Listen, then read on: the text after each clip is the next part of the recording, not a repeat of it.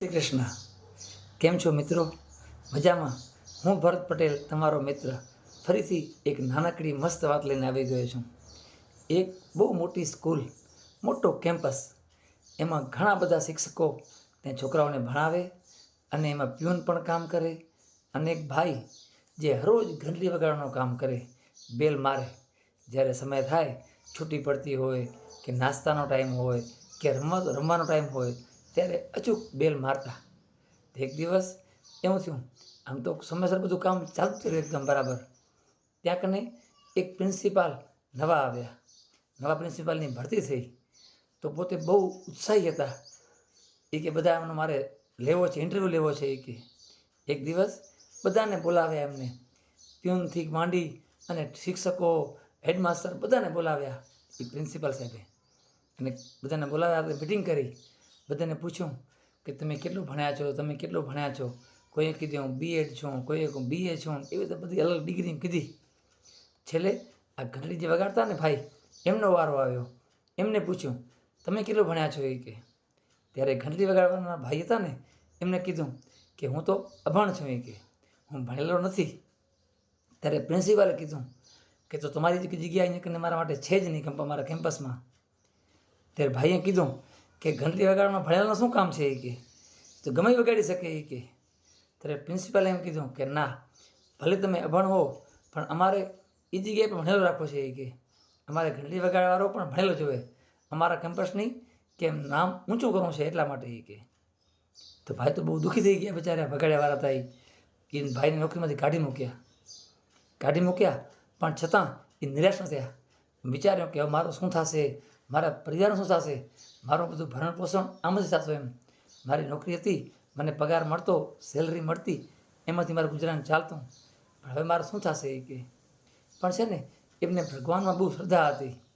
કારણ કે ભગવાન એક રસ્તો બંધ કરે છે ને તો બીજા બે રસ્તા ખોલતા હોય છે આપણા માટે. તો બસ પ્રભુને પ્રાર્થના કરી તેમને સૂઝ્યું કે આપણે આ સ્કૂલની જ બહાર એક સમોસા વેચીએ આપણે. એ કે કારણ કે સમોસા છે ને એની ઘરવાળી બહુ મસ્ત બનાવતી હતી. એ ઘરને વાત કરી તો બે માણસ થઈને સંપીને ત્યાં એના સ્કૂલની સામે જ એક લારી કરી એમ હરોજ સમોસા વેચે. અને સમોસાનો સ્વાદ એટલો મસ્ત બનતો કે વાત ન પૂછો. 2 મહિના 4 મહિનામાં તો સમોસા તો પૂરા થઈ જતા, પણ લાઈન લાગતી. સ્કૂલ તો સ્કૂલ, આજુબાજુના ગામડામાંથી પણ માણસો સમોસા ખાવા માટે આવતા કે સમોસા ભાઈના બહુ મસ્ત છે. એમ કરતાં 6 મહિના થયા. એક નાની દુકાન ત્યાં રાખી સામે એને. આ કે જો ધંધો ચાલે ને તો રૂપિયા કમાય તો કંઈક આગળ વધતા હોય છે. તો નાની દુકાન કરી એને. દુકાન કરી નાની તો દુકાન એટલી પણ ધમધોકાર ચાલતી. પછી દુકાનમાંથી એકમાંથી એને 3 દુકાન, 2 દુકાન, 4 દુકાન, 5 દુકાન કરી. આખા એમના નગરમાં દુકાન એમની ચાલુ થઈ ગઈ, 6 દુકાનો. પછી માણસો બેસાડ્યા અને બસ ધંધો ચાલવા માંડ્યો. પછી એક દિવસ આ વાત એ થઈ ને તો મીડિયાવાળા આવ્યા. મીડિયાવાળા આવી અને પૂછ્યું કે ભાઈ તમારી મહેનતનું આ પરિણામ શું છે. કે તમે કેટલું ભણ્યા છો. એ કે જે તમારો ધંધો આવો ચાલે છે. એ કે તો ભાઈએ એમ નિખાલસ સાથે કીધું કે ભાઈ હું તો અભણ છું. એ કે ત્યારે મીડિયાવાળા ભાઈએ કીધું તમે અભણ છો, તમારી 6 દુકાન ચાલે છે. એ કે તમે આટલા બધા રૂપિયાવાળા થઈ ગયા છો, આટલા રૂપિયા કમાવો છો. એ કે તમે જો ભણેલ હોત તમે ક્યાં જાત. એ કે ત્યારે ભાઈએ ખૂબ સુંદર જવાબ આપ્યો કે ભાઈ હું ભણેલ હોત ને તો કે હજી હું છે ને સ્કૂલમાં ઘંટડી વગાડતો હતી. કે કારણ કે ઘંટડી વગાડતો અને એમાંથી મને નવા પ્રિન્સિપાલ સાહેબે કાઢી મૂક્યો.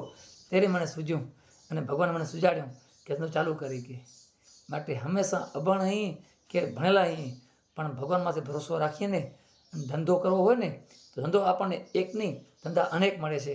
તો બસ ધંધો દિલથી કરીએ ને આપણે તો ભગવાન પણ આપણને સાથ આપે છે. આ કે મહેનત કરવી આપણા હાથની છે, આપણા હાથની વાત છે. જ્યારે એનું ફળ આપો ને એ ભગવાનમાં હાથની વાત છે. બસ માટે કર્મ કરતા રહી, ફળની ચિંતા રાખ્યા વગર. ભગવાન પણ સામે એવું કહે છે કે તું કર્મ કરીશ ને તો ફળની ચિંતા નહીં રાખ, તને ચોક્કસ સફળતા મળશે. માટે બસ પ્રભુને નામ જપ કરતા રહીએ અને આપણે બસ ધંધો જે પણ કરીએ દિલથી, લગનથી કરીએ તો ચોક્કસ સફળતા આપણને જરૂર મળશે. જેમ કે ભાઈ અભણ હતો પણ આજે એમની પાસે 6 દુકાન છે. તો આપણે પણ એવું નહીં વિચારવાનું કે હું આ 10 ફેલ છું, 5 ફેલ છું. આજે મહેનત કર્યાવાળા અભણ હશે ને કાં તો પણ કરોડોનો બિઝનેસ કરે છે. અને એ પણ પોતાની ખુમારીથી. એમના નીચે ભણેલા પણ નીચે જોબ કરતા હોય છે. તો બસ આપણે એક વાત ધ્યાનમાં રાખી, હું અને તમે આપણે એક વાત શીખ લઈએ કે ધંધો કરીએ ને, ધંધો દિલથી અને સારી રીતે કરીએ તો ભગવાન આપણના એમના આશીર્વાદ આપણને ચોક્કસ મળે છે. માટે બસ ધંધો દિલથી કરીએ, પ્રભુ નામ સાથે લઈએ. જય શ્રી રામ, હર હર મહાદેવ.